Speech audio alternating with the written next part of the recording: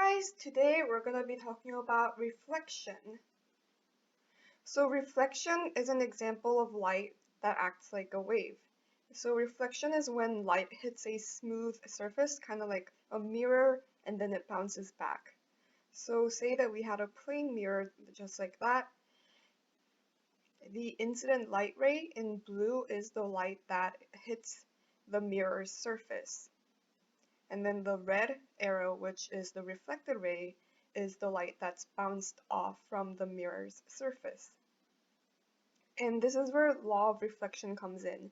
It basically says the angle of incidence and the angle of reflection are equal. So consider this the normal, which would be like right angle from the surface of the mirror. So the angle of incidence, like the degrees away from the normal of the incident ray